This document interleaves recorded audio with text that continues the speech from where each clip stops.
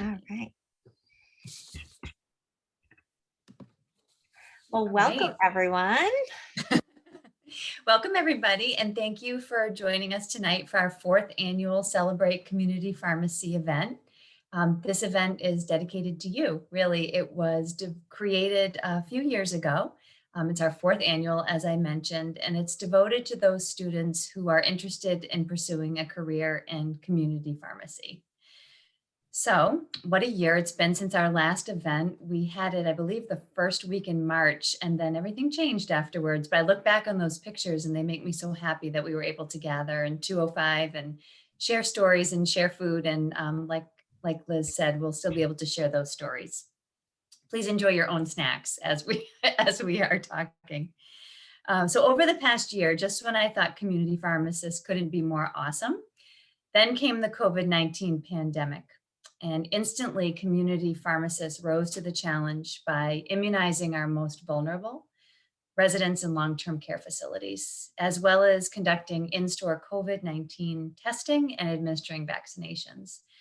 And further, Health and Human Services back in August expanded our scope of practice. So now we may immunize children down to the age of 3.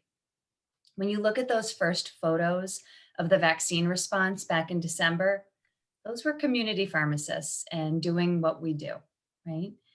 So our group of panelists tonight are wonderful examples of pharmacists succeeding in this practice setting and are here to share their experiences with all of you, including how they've responded over the past 12 months, which I'm sure has not been easy, but they've done it with grace.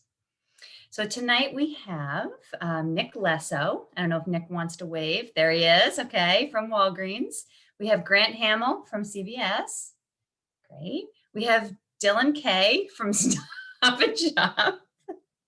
And we have Jessica Silva, who is a PGY1 community resident with Walgreens and the University of Rhode Island. We thought students might be interested in also hearing about career paths in community practice residency programs. And Jess can speak for herself, but she is pursuing a career in community practice with Walgreens. And is Austin on with us tonight?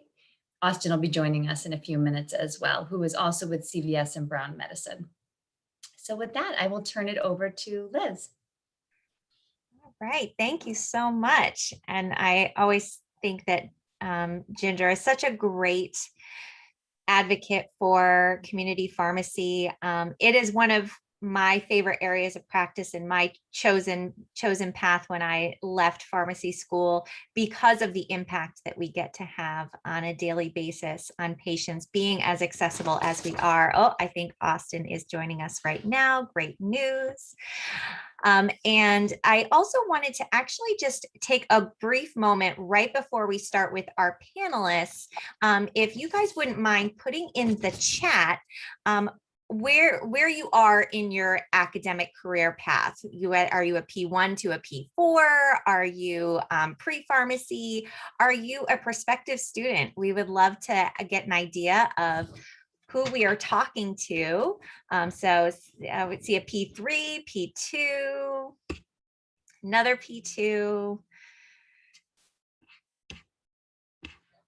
All right, a lot of P2s and P3s. Welcome, guys. It's good to see you. Kind of see you.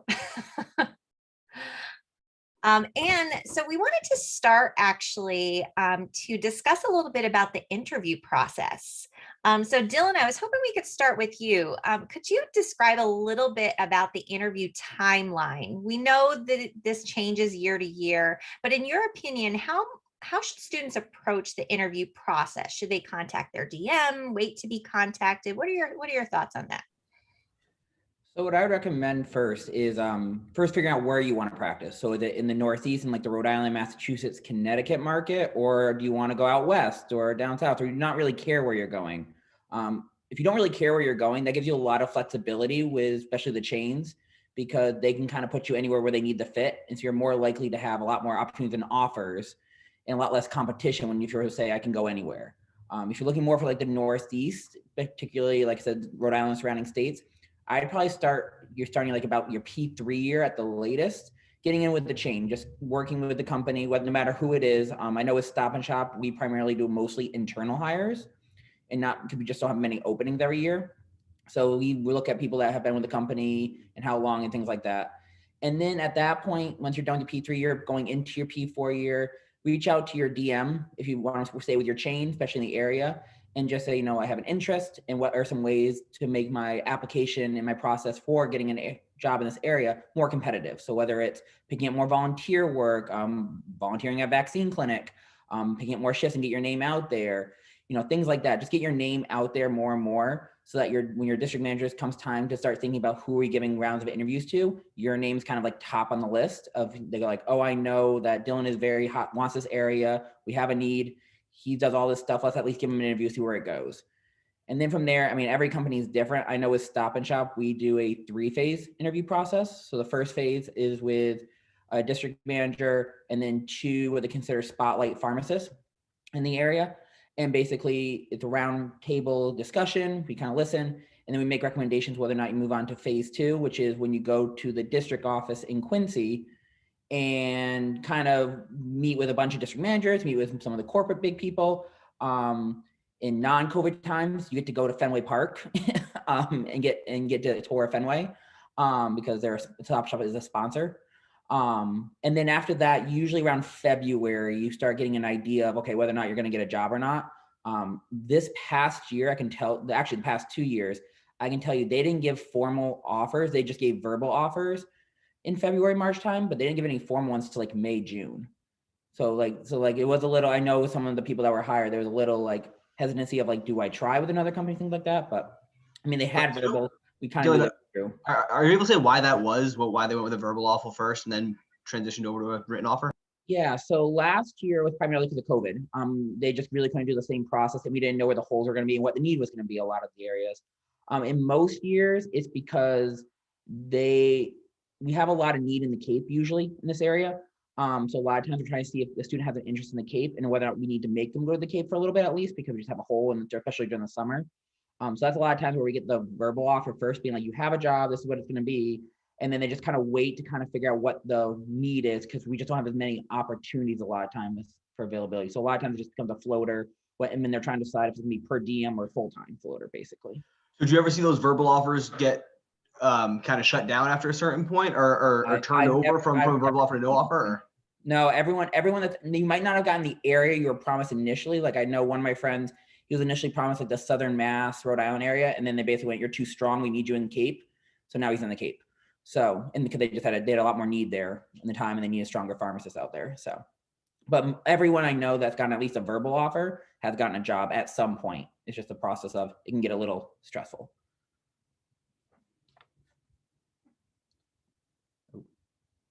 What about at any other companies?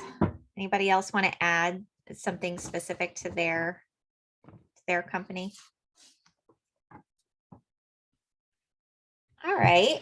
So now I'm gonna turn this next question over to Jessica first, because I think you're probably most recent kind of in this space. What advice would you give to students during the interview process? Reflecting on your interview, what questions were you asked that you didn't expect? So I would say definitely prepare in advance like you would for anything. I wouldn't say that anything is particularly caught me off guard. I had heard from friends that went on different residency interviews that they had some strange questions, not strange, but unique questions thrown at them. Like, if you could be one drug, what would it be? Or just like quirky things like that. And I feel like those are really fun questions. And it's really just to get to know you. And if you can think on the spot and apply it to kind of like real life kind of things, I would say mine were pretty standard compared to that.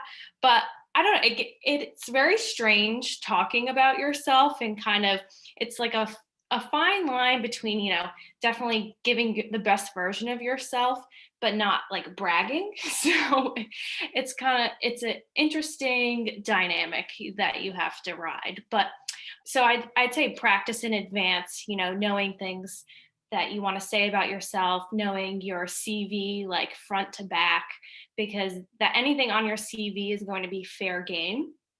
So don't put anything on there just to fluff it up, because that very well may be a question that they ask you that you're not really prepared for. So so always preparing in advance, just practicing. So if you or I hold any interview, like mock interview sessions, I would definitely attend those, especially if you don't have much experience interviewing. I think that would be really helpful. But yeah, luckily none of my questions were that like out of the blue. So I don't have any fun stories to share, but I would say those are my, words of advice. I definitely agree with the preparation is key, and really thinking about how you balance that, because it is tricky. It is tricky. And one of the things that I saw in a mock interview pretty recently is you cannot have both the same strength and weakness. I'm just going to throw that out there. Okay. Next question. I was hoping that maybe Grant, you could start us off on this one. What do you wish you knew about the interview process before beginning?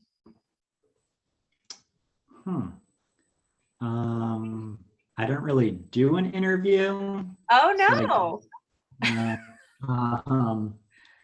It's more just my experience was working closely with the district managers, and really networking a lot, making yourself valuable to the company before you need to be a pharmacist.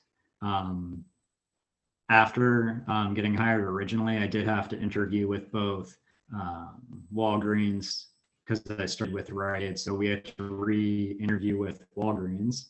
And they prepare you very well for that when you're transitioning from one company to the other, because they want to keep you on board. So they want to prep you as good as they can. And then when I went to CVS, my interview was pretty non-traditional as well, because I had approached the district manager to transition from Walgreens to CVS. So I kind of led the interview, I guess you could say, in terms of what I was bringing to the table, and why I wanted to come from Walgreens to CVS and how I could incorporate myself there. I guess the biggest thing though is no matter what interview you're going to be doing, is going with confidence and a lot of energy, because they want to see that you're excited to be with the company, and that you're confident in what you're going to be doing, whether it's clinical or retail, just anything that you can bring to the table. They want to see that you're confident with it and know what you're talking about and feel comfortable doing it, because they wouldn't want you there if they didn't feel that you belong there. So I would just say bring a lot of energy and confidence. If you're working for retail specifically and you already have experience, they're going to want to know that you know the metrics and the ins and outs, as well as, being a clinical pharmacist. They kind of assume you already have that once you get the degree, that you're going to know how to do all the clinical stuff. So they really want to know how you're going to interact with customers and your behaviors more than the clinical stuff. Great, great. I definitely am noticing some trends. Know what you bring to the table, be prepared, and make yourself known as someone who is willing to do what is necessary to take care of patients. So that's great. Now, before we move on to the next topic, does anyone have any other interview advice that we haven't touched on that you want to share? Anything you recommend to set yourself apart during that selection process?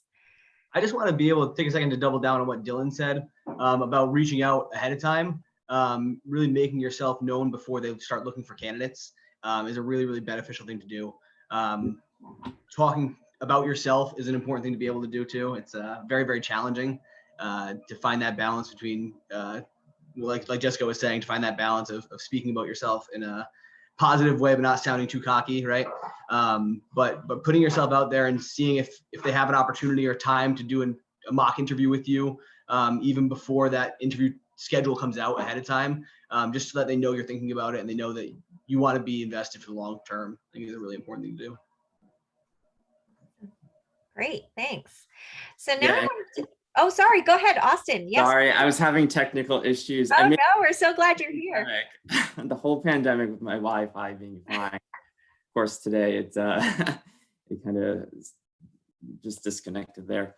I wanted to piggyback on something that Grant said. So I'm assuming you guys all gave your introductions, but my name is Austin. I work for CVS. One thing that Grant mentioned about the personalities and the interview process that I wish I knew going into it. My interview was a little bit different, where I wasn't expecting to have a role play as the majority of my interview. So instead of it being, the typical questions to get to know you, they wanted to know a bit about my understanding of the company and the metrics for CVS, but also to role play a good chunk as the pharmacist, and the 2 people or 3 people interviewing me were my staff. So they were supposed to be the technician or the customer, and basically see how I, as the pharmacist, would perform in that role. It may have changed from the time that I did it to now, but I guess I knew that going into it to prepare for almost like a performance in some way. Oh, that's a good point. They really like those situational questions in a lot of interviews. Like, what would you do if? Yes, yeah. Yeah. Oh, fantastic. Thanks. So And also all the tell me about a time when questions. Oh, right? yeah. Yes. Yeah, all the time. Oh, those are also the worst and the best. If you're interested in, say if you work for CVS, but you're interested in trying to explore other companies, a good time to do is actually during your IPPEs and APPE rotations. Even if initially you don't plan to, say if you plan to stay with CVS, for example, it's a good way to kind of get an idea and get your foot in the door and get your name out there. Because I'll tell you right now, we just opened up 4 COVID positions, essentially for the vaccines, and 3 of them were IPPEs and APPE students I had over the years. So it's just a good way. And sure, my DM right away, because they would use me as a reference as someone they had during rotations, my DM called me and said, hey, I got 3 names. What do you think of them? And so I knew all 3 off the top of my head. I gave them what I thought. And it was a good way to get like the foot in the door without actually having to jump on the company right away. So. And I love that advice for 2 reasons. One, because it is one of the things that is important to me, and something I instill in the students that I talk to is community pharmacy is one of the areas of pharmacy that has some of the biggest amount of variety in the type of setting. And so getting a glimpse into as many of those different types as possible is valuable to you. And yeah, so that is definitely incredibly valuable. And you also highlight the whole idea that every time you're out in this whatever setting it is basically an interview. Like you said, you decided whether or not that was a good candidate because you had already worked with them. And so you could speak to that. Every experience is an interview, whether formal or not. All right, so now transitioning into actually starting as a pharmacist. So Jessica, I'm also going to throw this one to you. What was the timeline between graduation and actually beginning as a licensed pharmacist? With full knowledge that this year might be slightly different than years past with COVID. Right. I know it feels like so long ago, but it really is still less than a year. So yeah, I graduated from Northeastern University in May, although sadly no graduation. And I don't even know if they're intending on holding one for us, but that's a story for a different day. Anyway, so I graduated in May, and at that point I had already found out that I was going to be doing my residency with Dr. LeMay. So I found that out in March. So pretty much let me backtrack. So we start pretty much around 4th of July or so, depending on when the holiday falls. So from May through the end of June, I was studying for the board, so NAPLEX and MPJE. And I was very determined to take my boards before starting residency. I just didn't really want to deal with having to get used to everything as a new almost practicing pharmacist and have to study at the same time. So I was more determined to get it done beforehand. So I took my boards literally 4 days apart. So I did my NAPLEX on June 26th and my MPJE on June 30th. It all worked out fine. But as I'm sure you all heard, it was kind of chaos scheduling boards this past spring and summer because of COVID, but it all worked out fine, and it will for you all too one day. So yeah, I was fully licensed in the state of Rhode Island by mid-July. It was more the paperwork that was more of the hang-up than anything else. But once that was cleared, I was practicing by the end of July in Walgreens. And I've had, at that point, almost 6 years of retail experience. I was a technician with Rite, then I became an intern, and we transitioned to Walgreens about 2 years ago. So I've kind of been in the retail system for a long time. So I don't know, it wasn't that hard to kind of switch gears. It was more just learning the pharmacist side, verification, dispensing, and everything that we have to do. But it was a quick transition, but it was a easy one, and it went very smoothly. Which is kind of amazing when we all were like, we think you're all going to get licensed. We sure hope so. We had a lot of faith but not a lot of information early on. So that was the hard part. It was definitely a lot of anxiety, and just you had to have a lot of patience. I know Northeastern, I think, got their ATT sooner than other pharmacy students at other schools because we finished earlier. And I think everything obviously was backlogged. So I had students I had met on either co-ops or on rotations from other schools, like messaging me on Facebook or wherever, be like, did you get your ATT yet? Like, what did you have to do? Is there any testing times? I was like, it'll be okay. There was a lot of that, like, it'll be fine. It'll all work out. Austin, I'm going to throw this one to you. Any advice for this in-between period where you're done with rotations, you're waiting for the graduation to happen, then you have to wait for the testing? What is your advice for all that in-between period?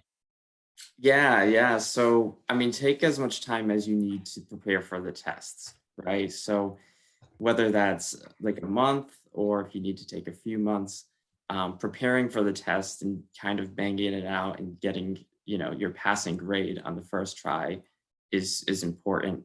But during that period of time too, you want to enjoy your life. It's really the last time before you're working for the rest of your life where, you might start off with 2 weeks of vacation or 2 or 3 weeks, depending on where you end up working. But really, that's kind of a time to start enjoying doing the things you like. It's summertime, so kind of having that nice balance. Once you start working, especially in retail, you can make your schedule the way you kind of like it, right? You can work 2 days a week, 3 days a week, depending on the long shifts that are available at the pharmacy. But like I said, you don't really get that much time off in between school and starting to work. So I would say enjoy the little things that you enjoy. That's really, really important advice. So what about starting as a pharmacist? So Nick, how is life different as a pharmacist than as a student? I think that transition for me especially was incredibly difficult. I had a really hard time managing my time as a pharmacist versus as a student. I think that over the course of 6 years, you get into a groove and you understand what you're going to get day in and day out. And having that change completely is very, very challenging. To go from school all the time, you feel like you're working all the time, you're doing something involved with school all day, every day. Switching over to a pharmacist schedule where sometimes you're going to be working 12, 13-hour days, multiple days a week, on all weekend long, which definitely is, can be really challenging. I think that it's a tough transition to make.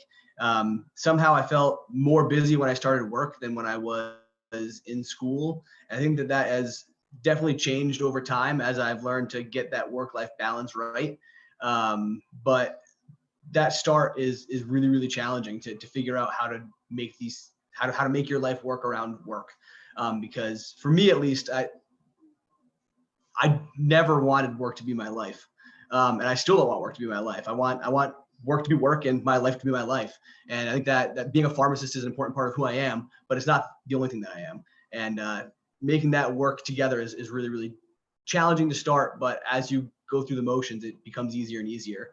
Making sure you carve that time out for yourself on your days off.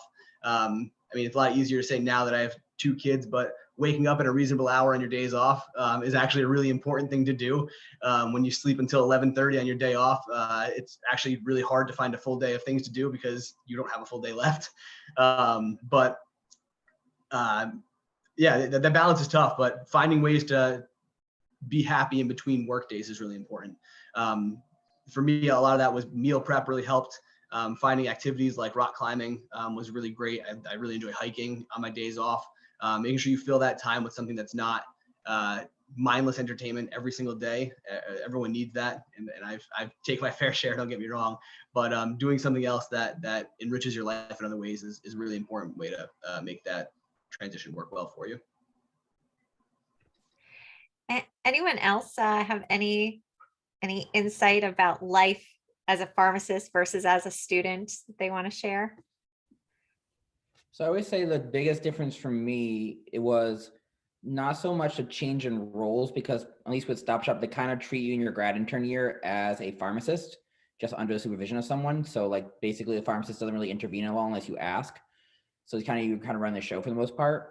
The biggest thing for me was the increased responsibilities that just kept coming and not knowing how to say no.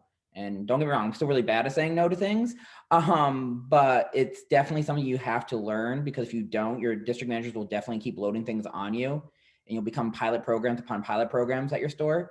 So you gotta be able to know that, and then know your customers too. Like if you know something's not gonna work, speak up and say it. I mean, the fact that you can kind of control your pharmacy, especially in a chain setting to a certain degree, is kind of nice in certain ways. So like knowing your customer, like I know for me, promoting the beach during the summer is definitely important because I'm down in Narragansett. So like we get a lot of visitors coming from all over the place that have sunscreen issues and things like that. So from telling our district office that they need to send more summer promotional stuff versus, vaccines, because people aren't going to get vaccines on their vacations.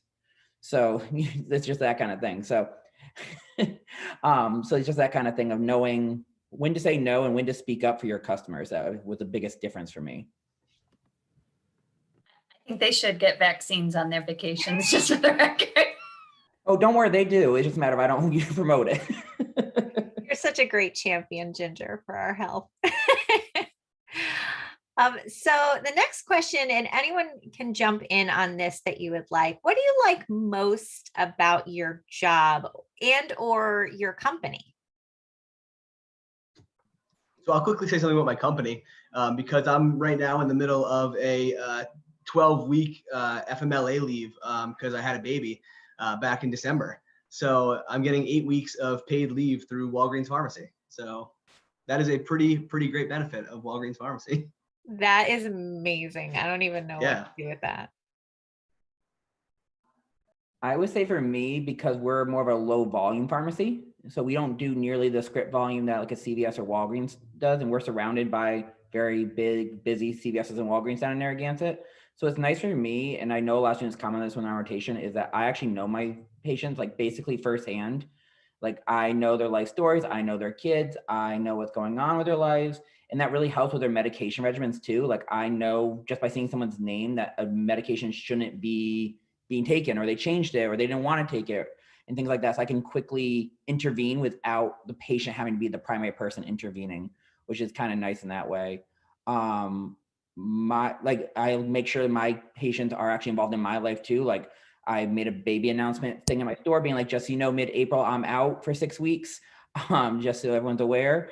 And now I have my patients bringing me baby gifts and like wishing me good luck and things like that. So really getting invested with your patients is really important, because on your stressful days, it can make your life a lot better, because you get that regular coming in, that knowing that you're pretty good, and they just look at you, they're like, yeah, we'll come back another day and chat, because they just know that today's not that day to talk to you.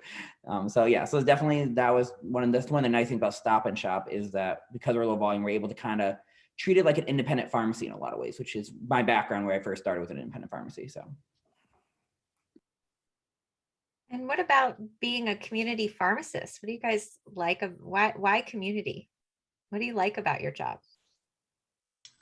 So I can chip in here that as a manager for CVS, it's really nice. I get to make all the pharmacist schedules. So I get to pick my days off when the weekends are going to be off. What's also nice is that with the flexibility of some pharmacists like to work longer days and less of them, or more days and shorter days. But what's been really nice during COVID is on your days off, you can either pick up a COVID shift for your company to go make some extra money, or any other shift, or I've been able to volunteer a lot for the state, drawing up vaccines at state clinic sites. So it's just nice to have the flexibility with your schedule to do with it what you want, and have options to make a lot more money, and kind of not have all that responsibility on you for the day, or go volunteer or do something that you would like to do. Particularly with the COVID vaccine, with the state, it's been nice to network with other pharmacists that you've either worked with in the past. A lot of professors are at these sites, so it's been nice to catch up with professors here and there. But I like the flexibility of community pharmacy particularly. Yeah, absolutely. Anybody else? Jessica? Yeah, so I know my role is definitely different from everyone else on the panel, because I'm not actually a full-time pharmacist at Walgreens yet. But as the resident and being in retail for so many years, going off of what everyone has said, I love the flexibility and just how different every day is in community pharmacy. You never really know what you're going to get on a day-to-day basis, so it kind of keeps you fresh on your game for, clinical practice. And establishing those long-term relationships with your patients is like what drew me to pursuing community pharmacy. Like Dylan was saying, you get to really know your patients firsthand, and they really begin to rely on you. And as a resident, I'm not at my store every day of the week, but there's been a few patients where I've really connected with, and now they will simply just call the pharmacy and see if I'm there and I can help them with something. And it's so nice being recognized for the help you're providing. And of course you're doing it because you want to and you care about your patients, but it's just really like fulfilling for me as a pharmacist to be able to make that impact and continue those relationships with our patients. Yeah, I almost think that's one of the hardest parts of being a new practitioner too, is most new practitioners start in a floater role in a community pharmacy. And that makes it really challenging to build those relationships when you're in a different spot every day, or only for 2 or 3 days in a row at one spot. That can make it really tough, but knowing that once there is a placement or a long-term placement, even for a leave of absence, to cover someone else's leave of absence, I mean, it can really be an excellent opportunity to build those relationships and see what community pharmacy is really all about, because I think that's really the most important thing about community pharmacy, is making sure that you're building relationships and able to impact people's lives more directly. And to piggyback on that, I would say the best part about floating, don't be discouraged if you get a floating position right out, because most new grads do. But the nice part about floating for me was I got to feel out all the stores that I could potentially be placed at, and kind of knew what I was going into when I was placed at a store. So I knew like which pharmacists were the, better partners to have, which stores had maybe the higher volume versus lower volume, what kind of clientele were they dealing with, things like that. As far as like even this, because Stop Shop relies also a lot on our store managers for the grocery department, because everything we do filters through the grocery department. So I need to make sure my meat manager knows who I am, as well as our deli manager. So it's kind of like you have to kind of get to know the families. So floating really helps in that scenario. So definitely take advantage of that when you're floating, to kind of get to know the stores you could potentially be in. Wait, can you say it again, Dylan? Are you actually communicating with the deli department manager and the meat department manager on a regular basis? That's how I got my good chicken and deli meat when all the COVID stuff was happening. Oh, so it's all the cool stuff on the slides what you're working yeah, on. It has nothing to do with pharmacy. Oh, that's great. And there is such a great community environment within a store. So I love that you brought that up. And you guys talked a lot about the trust that patients have in you and what an honor that is and a great responsibility. And I always like to push back on people who say, well, you don't do clinical work in community pharmacy. And I want to call that out every single time. You become an expert in the area that you work with every day. And I can tell you backwards and forwards about each of my patients. And I do so much work within each of their chronic disease states. So I like that you brought that up too. So what advice would you give to students who are considering a career in community pharmacy? Anybody? So I would say first, don't do it just for the money, because retail pharmacy does pay more right out of the gate than say your residencies and things like that. I always tell people, do community because you love to do community pharmacy, not because it's a means to a financial end, because you will be burnt out very quickly if you don't love community pharmacy, because there's a lot of days that are rough. I mean, take, vaccine clinics mixed in with flu shots, mixed in with angry customers because of XYZ reasons. I mean, the list goes on and on why you may have a bad day, and there's could be a lot of them. But because if you love community pharmacy, you can get through that and hold on to like the good moments and the good days and the good patients and things like that, that really make it worth it. I find that a lot of the former students I went to school with that did community just for the financial reasons, they're no longer in community pharmacy. They usually are out within 2 or 3 years just because they can't handle the stress load and the toll it takes on you some days. So like I said, if you want to do community pharmacy, do it because you love to do it, not because financially you want to do it. Yeah, and to piggyback on that with Dylan, so my role is a little bit different, kind of like Jessica's is, where I'm now part-time per diem at CVS. I had started off as a staff pharmacist for about a year and then managed a CVS for a year.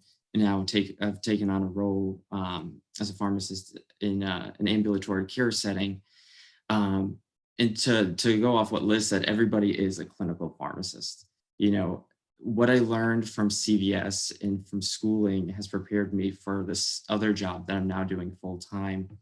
It just happened to be that this opportunity came about, but I still love CVS. I still love community pharmacy. I never actually thought that I would ever leave a community setting.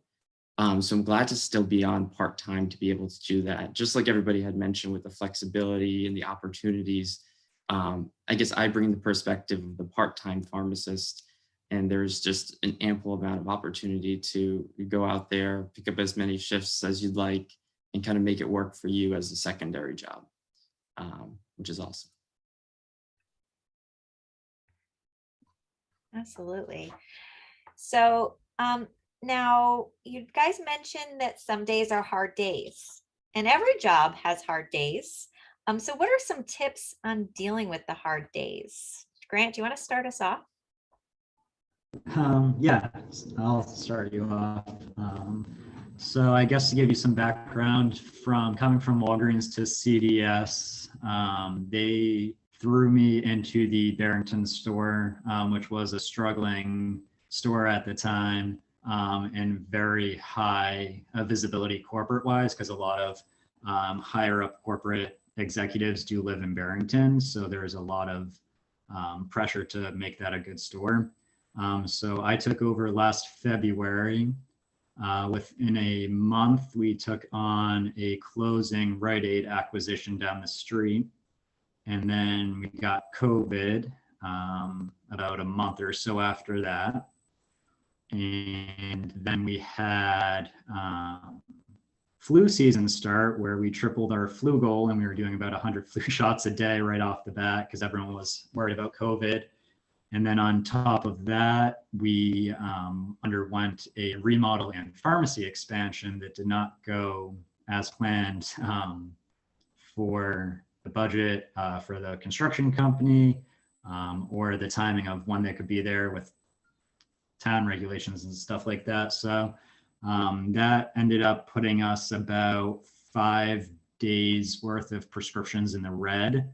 And we do about 500 to 600 a day. So in terms of CVS, for people who work at CVS, we are 50 plus pages in the red. And as you can imagine, you're telling people it's not going to be ready today. It's not going to be ready tomorrow. If you don't need it, can you come back next week? So you're dealing with a lot of angry customers. You're dealing with construction literally going on around you, no ceiling, walls being knocked down, your inventories in baskets. So how do you get through that is, I guess you just have to have a positive mindset, and know that you'll come out on the other end. It's only temporary. Even if it's been months and months and months like that, I think we are probably in the red for well over a month or two. But it's really just having a positive attitude. And at some point you just get used to it. You're just living in that situation for so long. You just have to laugh at it and have a good attitude, because at some point customers do start to realize how unrealistic your situation is. So even when you're having just one bad day, you got to know you're going to get through it on the other end. You'll eventually catch up. You're not going to be running around. Maybe you're the only person on. You had 2 techs call out sick. Half your staff got COVID or was exposed. You just got to know that you're going to come out on the other end. Things will get better. You'll hire new people. Walls will be put up. Things will be better. But as a leader, you have to have a good attitude with your team to keep them happy, not only happy and coming back to work, but also putting on a good face for the customers, because the customers do respect you more when, even though you're struggling, you're not giving them a hard time, because they do understand for the most part, no matter how frustrating things are. But you really do just have to have the mindset that you're in a temporary situation one way or the other. And the only person that's going to make it better is yourself. Like, you just have control over your attitude in the moment, no matter how bad things are going to be. It's just find your happy place and move on. That's actually a great life lesson. The power of a positive mindset cannot be understated, regardless of your circumstances. And I know that I've also worked in some challenging stores, and we had a mantra in my pharmacy, which was, we can only do what we can do, and we are going to take care of that patient right in front of us. And so and the thing is when you have that type of culture, it's amazing how understanding and how grateful the patients can be. So I think that's great advice. Anybody else have any tips on getting through the hard days?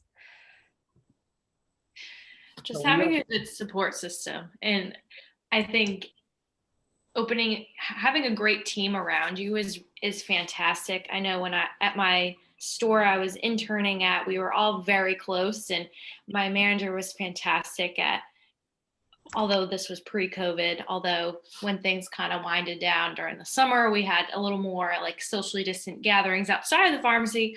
But just having a great relationship with your team, knowing that, if someone's struggling, like helping each other out, because again, you're all in it together. And I very much go about my days saying, we can only do what we can do, as long as you tidy up the pharmacy before you leave, so it's starting fresh for the next day. That's all that matters. So I think it's just having a good support system in your store and also like in your personal life, knowing who you can talk to like just vent or whatever you need to do, or even just, self-care. So is it watching, whatever show that's on, taking the time to do that, or going for runs, reading a book, like just setting that time for yourself to kind of decompress is going to be everything in that moment. And even if like you're having a moment in the pharmacy that it's just super overwhelming, you can take a minute, like go to the back or like just go to the bathroom and just take a breath, because it's all going to be okay, but you just need to regroup every once in a while. That's Mhm. also good advice. It makes me think of at all my team would know that occasionally I would say, hey guys, I'm just going to go take a 5-second hissy fit in the back. I'll be right back. And I would go all in. I would go and I would stamp my feet and then I would come back and we would all be laughing because I acted like a 5-year-old and I owned it. And and then we were back to, so I like that deep breath and good self-care. And to go off that too, especially when you're a manager, like Grant was kind of saying, you got to make sure your team's not also down. So if you are frustrated and annoyed and things like that, try your best not to show it. Some days are harder than others, especially when things are changing with COVID every second of every day and you're having to rearrange everything on the spot. Try to find ways to make sure your team doesn't feel it. So one thing we do is every single person at my store has a drawer, and I always know which one their favorite candy is. So I always make sure their candies are fully stocked. So if they're having a bad day, I'll say, hey, to my tech Donna, hey Donna, go get a Reese's. And then she'll just have a Reese's, and that's her 5-second cool break when she knows the customer's really getting on her nerves and things like that, So it's kind of like our inside way of being like, hey, just take a chill, we'll get through it, things like that. So just finding ways to reward your staff too. Like for example, like say you meet your flu shot goal really early. Like we met our goal mid-September, which is crazy, but we did because everyone decided to leave to Florida really early. And so as a result, like I made sure that when my staff partner and them were off both working, I made sure there was like little presents for them, just saying, thank you for a good job. I know it was stressful, especially with my staff partner being a new hire. She literally was licensed August 31st and she was jumped into a flu shot, basically mayhem. So yeah, so that's the kind of thing where just like make sure that like you're always rewarding your staff and showing them a good time, because if they are having a good time, then your life will get better too, even on your rough days, because they'll cover you. Yeah, pharmacies run on chocolate, I always say. and that the pharmacist always sets the tone, and that's true whether you're the manager on record or just the staff pharmacist, right? You set the tone. So great advice. Anybody else have anything to add to that? I think one more thing to keep in mind is, sorry, Nick. Sorry. I think one more thing to keep in mind is being honest with your customers, telling them the truth. Tell them honestly, I lost that prescription. I'm going to call your doctor and get it written down again. I deleted it from my system by mistake. I don't know how it happened, but I do remember seeing it and then I lost it. I'm going to take care of it right now for you. I'm really sorry about that. It's way easier to tell them the truth than it is to make up excuses and to lie to them about why the prescription may not be ready or about what's going on. And they're willing to give you more leeway when you're honest with them rather than making up stories every time they're in there. That's a really good point. When we converted, we all deleted a script. So that's really good advice. I was just going to say, just for someone who's maybe worked a little bit longer than the other panelists in community, is, if you leave at the end of the night and you're thinking about your patients, that's okay. I've been licensed for 21 years, been working since I was in high school. That just means you care. Honestly, when you stop thinking about them, that might be a time to reflect, because we're just so invested in the people and our patients. And that's apparent from all of our panelists. So if you're thinking about them afterwards, that's not a bad thing. If it's starting to affect you in your sleep patterns or your eating or your social emotional health, that's a different story. But it's okay to be fully invested in the lives and the care of your patients. I think that's what makes the best pharmacists. I completely agree. So you guys talked a lot about having a team and being a leader. So it's often said that pharmacy school may not adequately prepare new pharmacists for managing people. So what advice would you give when transitioning from an intern, where you're closer to it, more of a peer, to a pharmacist and managing technicians and interns? So I would say I agree that pharmacy school does not prepare you to be in any sort of leadership role, management role. For some people, it definitely comes natural, or they've been in positions, sports teams or other organizations where they lead, which is definitely helpful and a leg up.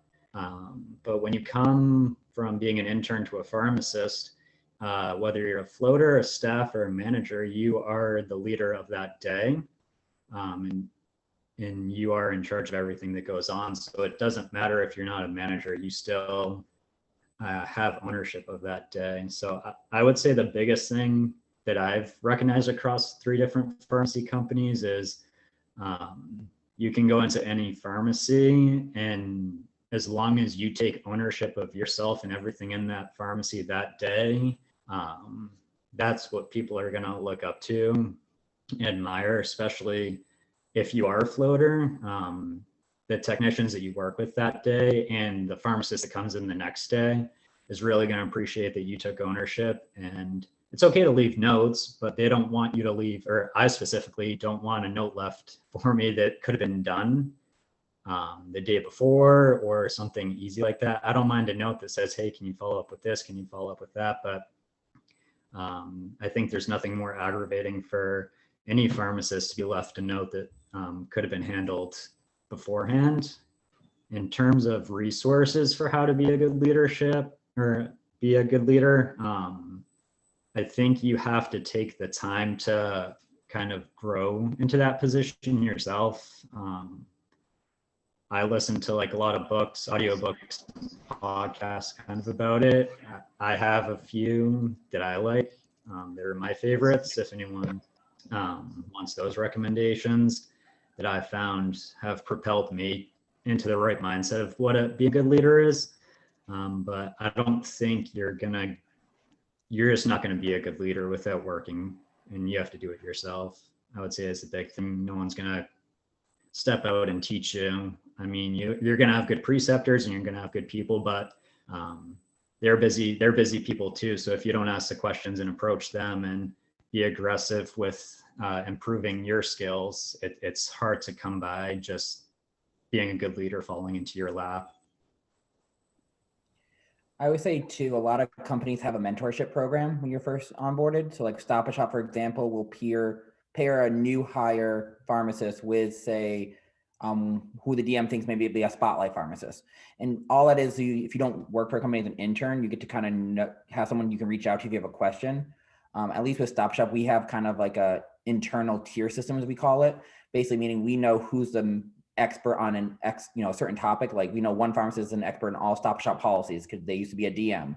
So if we have a Stop Shop policy question, we know that's who we go ask that question for. So just kind of knowing who you can reach out to as a new hire and a new pharmacist is definitely really important. Just to kind of make sure if you do have a question that you know who to reach out to, and because not everyone knows all the answers, even with maybe more learning and things like that. Because I do agree we don't learn enough, especially when you get thrown to and someone's like, what's the micro and macro economics of your pharmacy, and you're going, I don't really know what you're talking about, but thanks. That's kind of the scenario that you can then reach out to someone and be like, hey, what do they mean by this? Or what do they mean by this metric when they reference it? Or what does this acronym mean? No one's going to know everything when you go in because every company has different ways of doing it. So just knowing who you to reach out to answer your questions is really important.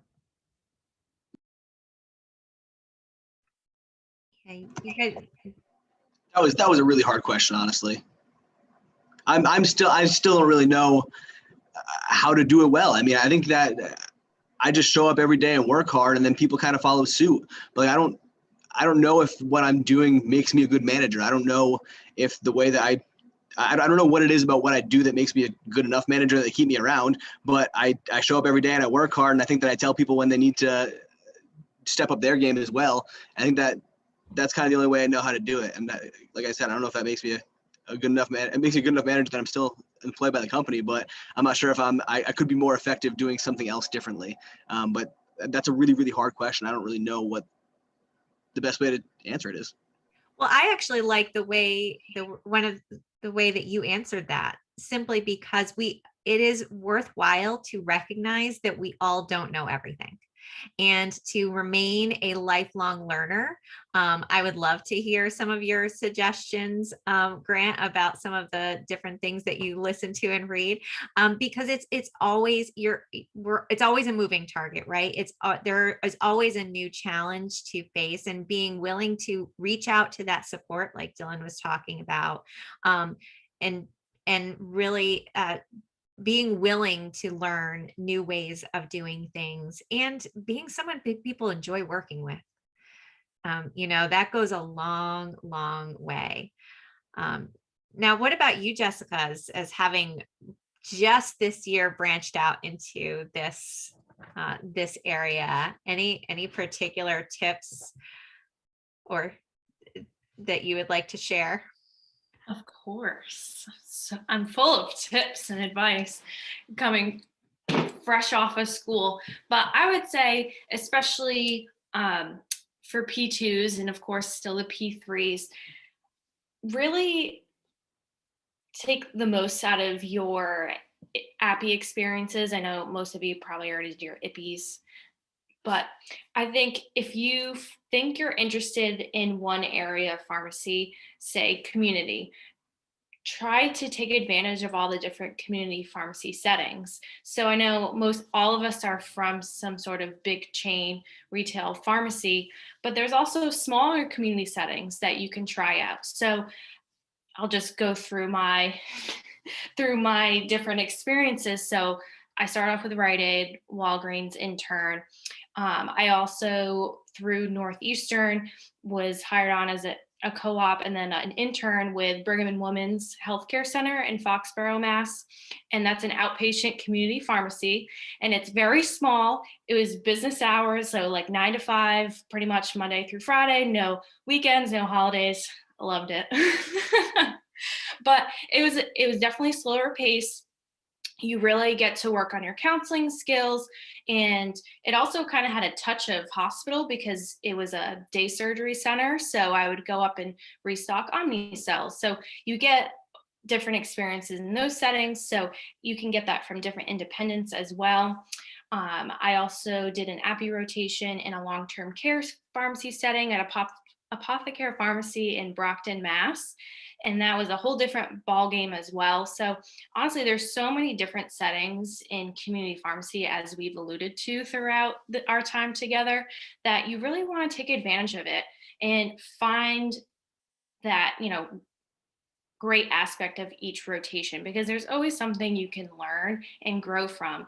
And even your preceptors, you will always take something away from your time with them.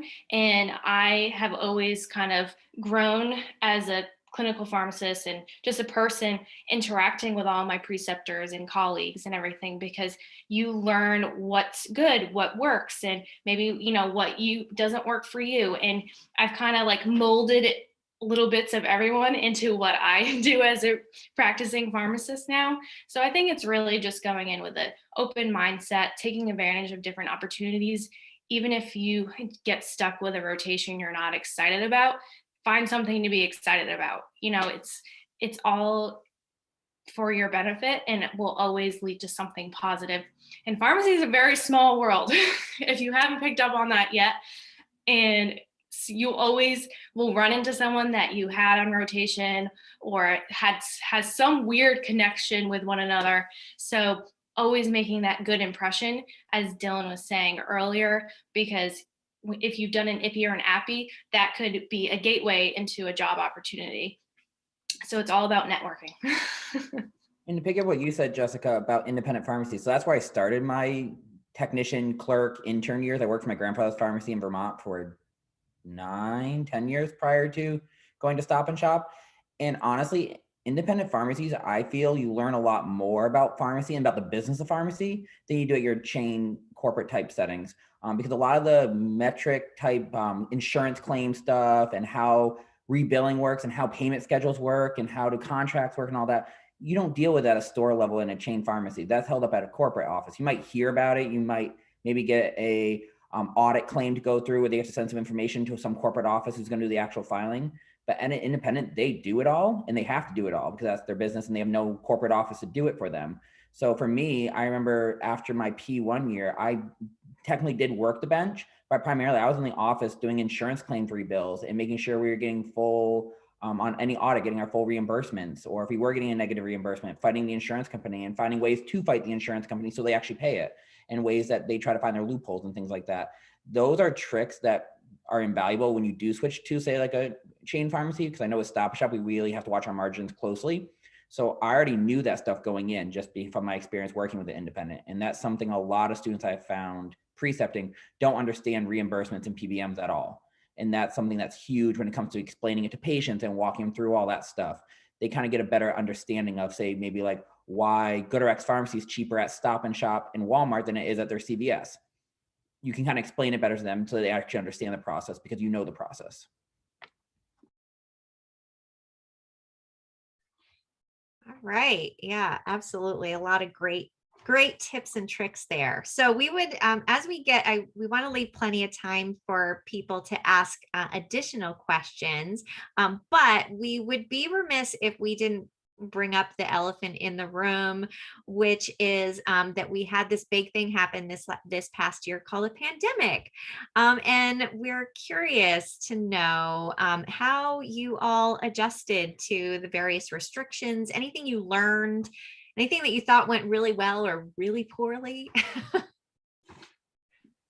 So say for me, first of all, I blame my P3 rotation, my spring 3 rotation, because every spring 3, I have bad luck when it comes to the store. 2 years ago, we had the strike at Stop and Shop with my third rotation student. This year we had COVID. So I always blame my spring 3 rotation, and we have one coming up soon. So I'm like, oh God, what's gonna happen now? But besides that, I mean, with COVID, the hardest thing for us was everything was in the beginning was changing by the hour. I mean, they would tell us, okay, you have to clean the entire pharmacy this way. So we get it all set up, get it all stationed, all that. And then they'd be like, oh, wait, that doesn't work. Let's change it again. And then change it again. And then when it came to, especially the first, I would say 2 weeks of it, I mean, I was like, if this continues any longer, I don't know if we're going to survive, because we were doing triple the volume in the first week with no help because all my technicians called out because they were too afraid to come in initially. So it's one of those things where you're doing triple load, then the corporate was ordering quadruple the normal orders because they were afraid there's gonna be a drug shortage. So we were getting, I mean, normally my store gets like 9 totes a day. On a Monday and Tuesday, we got 100 totes one day and 86 another day with no extra help. And so I was having to have my store manager come in and help me stock shelves just because I didn't have time to unload the totes. So it was a lot of beginning process stuff. And then as time went on, we kind of got used to it because things started to set a little bit. Now the challenge is COVID vaccines, because now Stop Shop is giving COVID vaccines in the state of Rhode Island. So as of last week, for example, so they basically were supposed to give us 10 days notice. They gave us 24 hours. And we had to learn basically how to basically start doing 20 to 30 shots a day daily with it. So then we got Moderna. So we were like, all right, cool. So I got it all set up, all ready to go. We were all set. I finally felt like I had a rhythm. And then I walked in yesterday morning and they decided, oh, we're changing it. We're getting Johnson & Johnson. Oh yeah. And we're not getting a shipment till Wednesday. So you have to cancel all your Monday and Tuesday appointments because you don't have any shots left and reschedule them for later. And I was like, oh, that's great. Last minute change. So like we said before, it's just kind of adapting to it. COVID definitely has a mind of its own when it comes to how corporate likes to handle it. So just try and find ways to make it so your life's not all about COVID and pharmacy, because otherwise you will be there for hours trying to fix things. I think COVID was a really great way to expose a lot of pharmacists to how to deal with corporate communications. Because like Dylan said, the information changed so quickly. You really had to keep your attitude in a certain way to keep your technicians on board with everything that was happening, get them in the right mindset to be making the changes that they need to make, explain the why behind all these changes, and why it changed from yesterday to today. Kind of staying on top of the news, staying on top of the studies that are out there as things progressed was really important, I think, with keeping the team on board and getting complete buy-in from your team. And the more frustrated you are by corporate communications, the more frustrated your team will be. So really just kind of being matter of fact about it, like this is what we're doing now, and just kind of driving the team forward, I think is really important. Flexibility and resiliency like never before, I think, was the theme of the year. It was always interesting to me to kind of see all this play out, because as scientists, we know that there was a bit of learning as we go. And so it was a little bit easier to kind of roll with the punches. But for people who don't kind of know how the scientific process works, it definitely added a whole nother layer of challenge. Anyone else want to add in anything that they maybe learned from this past year? I would definitely say it taught everyone how to be flexible. I would say flexibility was the big theme with COVID. Like like Dylan and Nick said, things were changing on the hour every day. Um, I mean, you had technicians taking leave of absence. You had half your staff. You had, if you didn't have half your staff was being pulled to another store that got shut down because of COVID, and you don't have to say about that. So definitely being flexible and just kind of going with it, communicating expectations to your staff, to patients, staying calm and collected, I think was a big part of it.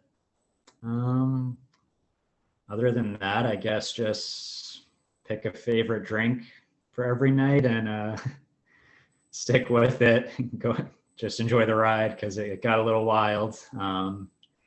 We had a definitely- COVID cocktail in our house. It was the Yeah. dark and stormy. There's definitely a lot of drinking there at the beginning of COVID, I would say, for a lot of people, one way or the other, but it was fine. We got over it. It was fun looking back, I guess. It, like Nick said, it definitely exposed, I think, a lot of corporate communications, what works well, what doesn't. And I think a lot of things, it exposed a lot of things that we do bad as well. So it was definitely a great learning experience for everyone, I would say. And also a great opportunity for community pharmacists to show how important they are to the day-to-day life of patients. I mean, they still need their medications. You guys needed to be there. They need their vaccinations, who were one of the first people they call, so it's this was it exposed a lot of challenges that we can address, and I think a lot of ways that we can celebrate what we bring to the table. So thank you, all of you, for all that you've done this past year. So is there any questions that you wish we had asked that we didn't ask? Panelists.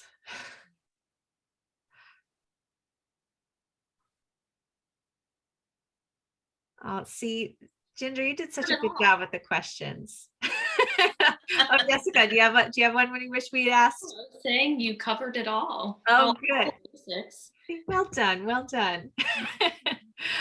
All right. So now this is the time when we get to turn it over to our great audience here. What questions do you guys have? I can start. Great. So I feel like there is sort of like the pressure to pursue a residency or do something else. So what for you guys kind of made you confident in your decision to pursue community?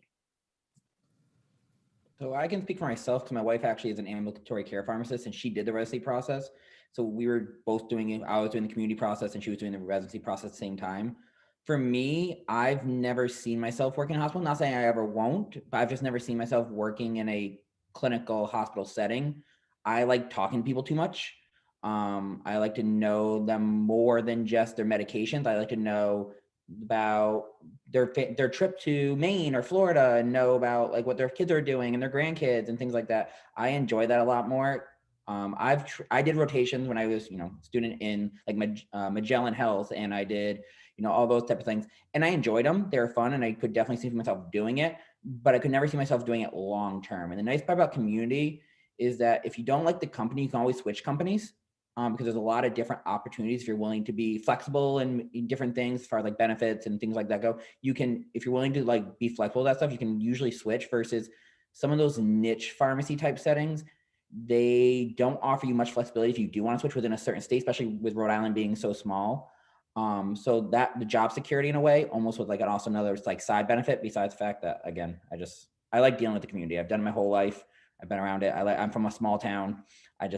For me, I just never saw myself not doing community.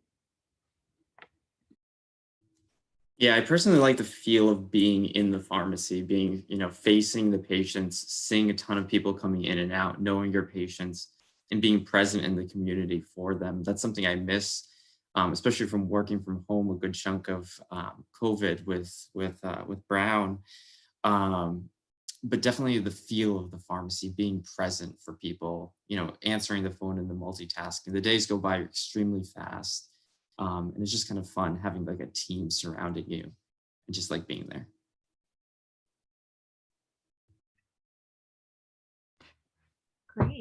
I was just going to comment. We had a couple years ago when we did this, we had a pharmacist who was with Walgreens, or Rite Aid at the time. Her name's Laura Clark. And I never forget that she said, and she is a mother of three and a CrossFit amazing person, and has all these other great things in her life besides pharmacy. And she's an amazing pharmacist. Our students loved her. But she said at certain points in her life, she looked at community pharmacy as her career. And actually, at some point, she shifted to looking at it as a job. And it kind of waxed and waned, and it depended on, and maybe Nick can even speak to this as now a father of two and director of Camp Surefire, but he has a lot of other responsibilities in his life. And, you know, when Laura was focusing more on, say, her goals with CrossFit or being at her children's recitals, it was more a means for her to be able to live this great life that she was having. But yet, as the kids get older, you know, she can sort of blossom more into the career and maybe look for more management or leadership opportunities. So I see it as a career. I mean, I've never left. Jess knows. I just keep doing it. I love it to death. Obviously been part-time for since I've been faculty at URI. But it's just something that you just feel like it's in your blood. You know, you just feel connected to it, and it can kind of look differently depending on where you are in your life. Because right now, all of you are so young, so you're so pharmacy focused, but there will be so many other like beautiful opportunities in your life where it doesn't have to be your primary focus. Yeah, I think people said that to me a lot, and it really didn't show itself until after I had kids. I mean, it feels like a cliche thing to say because I really don't even necessarily see myself as a dad right now. Sometimes it's kind of it's kind of weird day to day, but it's just weird to think about that. My job is sometimes just that. It's something I show up to. I work really hard while I'm there, but then I go home and I have the drive there to start thinking about it, and I have the drive home to stop thinking about it, and then everything else in between is my time, my life. And when I first graduated, I think that I worked really hard. I picked up extra shifts. I got myself to be in a position where I was a staff pharmacist at a store. Originally, I was picking up like long-term leave assignments when I first graduated. Then I became the staff pharmacist at this job. Then the pharmacy manager job opened up at my store, and I jumped right on it. And I mean, it was a great way to drive my career forward. But now I'm at a point where I'm the pharmacy manager at a store, and that's what I want to do. I don't have any desire right now to be a district manager, so I work my shifts at my store. I work really hard when I'm there, and then I go home and I forget about it. And I think that's a really great part of the community pharmacy, is that there is no work at home. I mean, the professors on the line can tell you for sure that there's stuff that they do off the clock for sure, right? But when I leave my store, I'm done, and I think that was a really important thing for me, to have that time away and to be guaranteed that time away, which is a huge part of community pharmacy for me. Sorry, go ahead. And I'll just piggyback off of everything that people have been saying. I know, so I was always that student that was flip-flopping. Should I do residency? Should I not do residency? I love community pharmacy. I could not picture myself in hospital pharmacy either, like Dylan was saying. I just needed that face-to-face interaction with my patients. But ultimately, why I chose to pursue residency was because I knew I had this desire to pursue an AmCare position in the future. So I was really looking for a residency program that like kind of fit all of my, passions. So I found one with Dr. LeMay, who her and I have a very long history with one another in community pharmacy, but, I only applied to community-based programs that had definitely a community component and the AmCare component. And it really just helped me to grow and as a clinical pharmacist, gain that confidence that I was looking for, and then hopefully get my foot in the door to pursue AmCare going forward. But even through this residency experience, I still want to be in community pharmacy. So that's why I'm hoping to pursue a full-time position with Walgreens. I'm in chats now with my district manager, but I just feel like don't compare yourself to what your peers are doing. Everyone has their own path. Do what feels right for you. Part of the reason why I did not pursue a PGY2 program was because I have a personal life. I'm definitely an older resident So I have an undergrad degree. I did 4 years at Stonehill College, 4 years at Northeastern for pharmacy school. So I've got, things on my brain that are not pharmacy related. So you have to do what works best for you and know that, everything will fall into place. I'm very go with the flow, which Dr. Ward has told me is very abnormal for pharmacy people. They need to know what's happening at every moment. But I'm more just like, it's going to be okay. And it will be. So I would say don't stress yourself out by listening to your peers who have their lives mapped out for the next 5 years, because more than likely, most of them will, go down that path, but there will be, curveballs, that things you won't expect. And, at the end of the day, you just have to think about yourself, what you want to do, what you love, and it'll all come naturally. And I think it's also worth noting that there is no one right way to pursue a career in pharmacy, period, the end. Like, we talk a lot about residency, mostly because it requires a lot of preparation, but it's not the only way to go. And your first job out of school is not necessarily going to be your last job, right? And so there is a lot of opportunity. And so I love the advice of follow what feels right for you and not what your peers are doing. Any other questions? Actually, one that got emailed, so I'm going to throw this out there. Did any of you do a business management rotation during APPY year with your district leader? You want to do that? So I did a rotation with my district leader at the time for Rhode, and we already had a pretty good relationship. It's definitely helpful if you have the opportunity to go with a district leader, because a lot of the metrics that you want to know as a pharmacist or manager, that's what they deal with every single day. So that it's a good way to focus on the business side of it. In terms of getting an MBA or business experience, I think it's pretty, hate to say it, but I think it's useless for pharmacy, because you're going to learn everything on the job. If you're a pharmacist, you're probably pretty intelligent as it is, and it's not that hard to pick up on the business side of it, the metrics, the sales. It's just math. It's simple math up and down, and knowing how to affect it with your workflow, your systems. So for people who pursue an MBA, I think it's great for them, but I honestly do think it's a waste of time. You'll learn everything on the job, and you have plenty of time to learn it yourself. I don't think there's any reason to go out and pay for it. You can find everything for free at the library or on the internet nowadays. He's so good at finding resources. So what was your business management rotate? What did it entail? So for me, it was with the district leader for Rhode that I had at the time. I mean, he was very business focused. So you go over a lot of the profit loss statements, the KMI reports, money in, money out, and what drives that. But also you get to learn a lot of different stuff, like on the backside, like the front store stuff that you don't ever think about as a pharmacist. It's nice to know that, especially if you have the ambition to become like a district leader or something. It's no longer a split position. You have to know the front store stuff. So a lot of the business side of it, in terms of front store, like invoices or just stuff you would never even run into as a pharmacist. But on top of that, like, he gave me the responsibility of doing a lot of the store audits.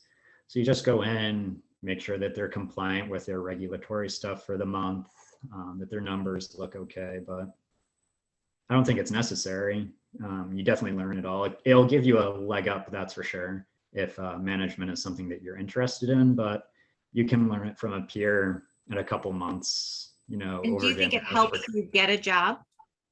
If that's what your goal is, to get a job with the company that you've been working with, do you think it helps you there? The rotation, definitely. Not whether you learn or know the business side of it, but just to gain a relationship with someone who is going to be hiring you at some point. They're going to hire you if they like you, I guess, yeah. Point blank. Right. So I would say to piggyback on what Grant was saying, I agree. Doing like maybe a program rotation might not be worth other than the leg up and getting within the company and make sure your DM and hiring people know who you are and can determine whether or not you're a good fit or not without really having to do an interview. For Stop and Shop, they do travel with your DM day. Obviously they didn't do it this year, but in past years they do it. And basically what it is, they take you to like 2 different stores, one that they consider maybe one with a lot of issues and things like that, and one they consider their superstar store, and they point out like, this is what I look for, this is what I do, this is what I like about this pharmacy, this is what I don't like about this pharmacy, this is the things that I want to see changed. And it's a good way to kind of know how essentially your boss likes to look at pharmacies and what they think is important for your pharmacy. So that way, if you're someone that wants to be, say, a pharmacy manager, you know what to do to kind of make yourself look better. So that way, like when your boss comes around, your store meets what he's looking for. So you know that, okay, I'm having a busy day. I know my boss cares about vaccines. He's really into vaccines. So I know I need to make sure my vaccines are being driven and maybe not worry as much about my outcomes or things like that, because he's not as driven about that kind of stuff. So kind of knowing that maybe like 1 or 2 days with a DM is really good. But yeah, the whole rotation thing, you can learn on the job a lot of the stuff that you're doing. Great. Other questions? Anybody? Don't be shy. Anyone have questions about like pay or schedules, vacation benefits? I feel like no one wants to. I don't have a question. I just have more of a comment. The panel questions were really, really good. And I really liked everything that everybody said. So thank you. What was really a good question, I thought, was the one about like transitioning to being like the boss of the pharmacy instead of like the intern role, because I always think about that all the time. And I feel like in law, we always talk about it and how it's like everything's on you at the end of the day.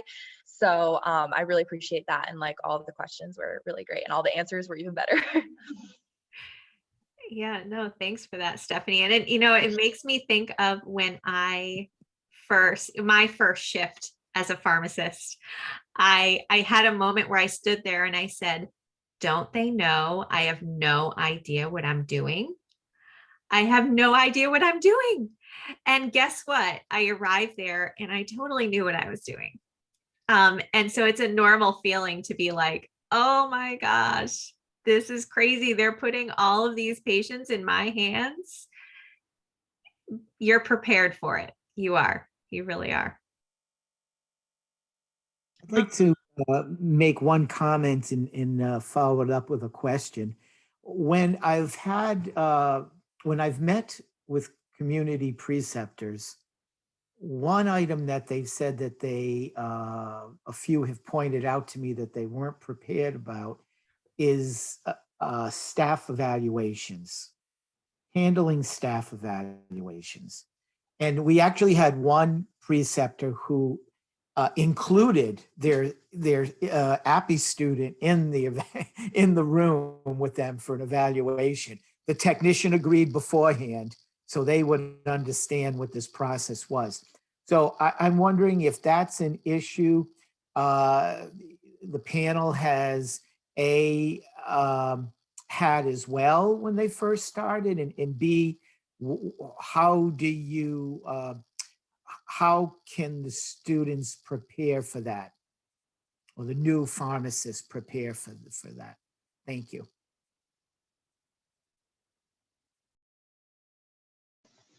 Yeah, I think that's a really great question. I think it's a really hard part of the job, because at the end of the day, these technicians' compensations are directly related to what I say about them. And I think that being as objective as possible is the most important thing you can do, but also remembering that it's not what I say about them that's driving their compensation. I guess it's more of what they're doing day to day that's driving their compensation. And the harder they work, the better review they're going to get. The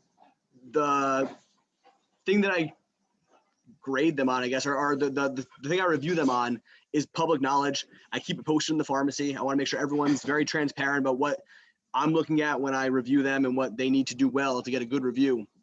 I think that making that as transparent as possible is the most important thing you can do, but also trying to find as many objective measures to make it very clear that it's not a personality thing that we're having an issue with, but more of a performance thing that we're having an issue with. Great. I would say a big thing, and I think that I've learned and probably that I still work the most on trying to improve is like giving feedback right away. Because it shouldn't, like when it comes, you review your staff once a year, your staff shouldn't be surprised by the review that you're giving them once a year. They should either know something that's coming, or you should definitely have talked about it multiple times of either it's an issue or it's a good thing. If your staff is performing well, it's extremely important to tell them how well they're doing and reward them or just say thank you for it. And if they're having performance issues, I think for a lot of people, you work with these people all the time, so you have personal relationships with them. So it is hard to coach and mitigate problems or bring up issues that you're having, whether it be attendance or performance or attitude. It's definitely very difficult, especially in a pharmacy when you have a million things going on. And you're like, let me just push it off until they're about to leave, or let me just push it off till the end of the day. And next thing you know, they're gone or you're gone, or something else has happened. So I would say definitely like coaching in the moment is a big thing for staffing, giving them expectations frequently. And like Nick said, being transparent. I think every company nowadays makes it extremely easy to show the metrics that they should be hitting. So just making it transparent for everyone so they know what to expect and what you expect of them. And it's not a personality thing. It's not a friend thing. It's just, this is the expectations and this is where you are. And the other thing too would be, the best advice I probably ever got was, you can be friendly with your staff, but don't be too friendly with your staff, because at some point you may have to be the boss and actually tell them something that's not very pleasant, whether that's an error that came up or they're just not doing something that needs to be done or something like that. And if you become too friendly with your staff, and I follow this issue all the time because working very closely with your one staff partner can happen, but sometimes you get too friendly and it gets very difficult where that line between friend and manager gets blurred, and that's when it kind of tends to be very messy when it comes to that kind of stuff. So trying your best. I know it's hard because again, you want to be friendly, you want to be friends, you want to be, be cordial and all that stuff, and you can be that. Just make sure you also draw that line at work that like, hey, look, like this is technically my store or my role. Things have to be done a certain way, and as long as they're being met that way, great. But if they're not, we're gonna have to have a conversation about it, kind of thing. So it's just that fine line can be very difficult, but finding it is very key. Great, thank you. Any other questions? I just had one quick question. Yeah. What do you think, like, what do you wish that, like, I'm a PT right now. So as a student, what do you wish someone told you to like help you prepare better to become like a community pharmacist, like besides becoming like a intern, for example? Great question. I guess for me personally, I always had this, like, I didn't think it was a strict plan, but it was just a plan. I was an intern for Rite Aid. I was guaranteed a job. I'll just work at Rite Aid forever and ever. But next thing you know, things happen. Rite Aid gets bought up by Walgreens, and then your store closes, and then you're forced into another store. And then you might not like that situation there. So in my situation, I went to CVS, and I think you just have to be flexible. You may be in a good position, but next thing you know, things get pulled out from underneath you right away, and you just have to be able to roll with it. Especially, I think, with COVID going on too. A lot of people got let go. A lot of people had to take time off or forced into other positions. So I would say have a plan of where you want to go, but just be on your toes. That anything could happen at any moment. Companies exist and then they don't exist. So Liz, I was going to add to that too, that when I was a P2, I probably floated to maybe 40 or 50 different stores, because when I went away to school, my position got filled. So when I came home, like, hi, I'm home, I don't have a job. So they said, okay, you can float all summer, which was fine. At the time, it was a lot of driving. This is pre-Waze. But it was the best thing I ever did, because once I became licensed, I was cross-trained in every single thing that could possibly happen in that pharmacy. I've worked in inner city stores, high affluent stores. I've worked with every patient under the sun. And I think if you just stay in your one store, you just see one part of the community that you serve. So the best thing, it just improves your empathy, you just become a better intern, and then you become a more marketable pharmacist. So I would say if you have the opportunity to float, definitely take advantage of it. It's, yes, you drive more and maybe you miss out on a little bit of your time. I would get everywhere an hour early and just read a book. My son laughs at me. He's like, "You read a book?" I'm like, "Well, I didn't have a phone." So, I looked at that as self-care time too. So I would just say definitely floating really increases your skill set. I would echo what you're saying, Dr. LeMay, is definitely taking advantage of different opportunities.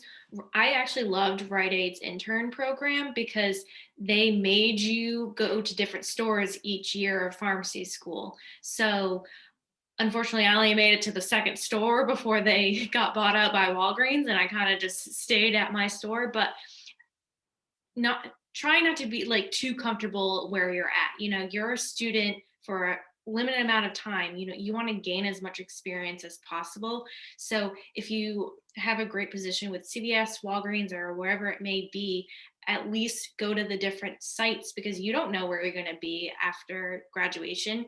You might be in a slow store and then get put into like a downtown, like inner city store that it has crazy volume, and you may not be prepared for it when it comes at you. So it's the perfect time as a student where you don't have that, pharmacist responsibility on your shoulders to learn and kind of figure out what you need to do to work on your workflow.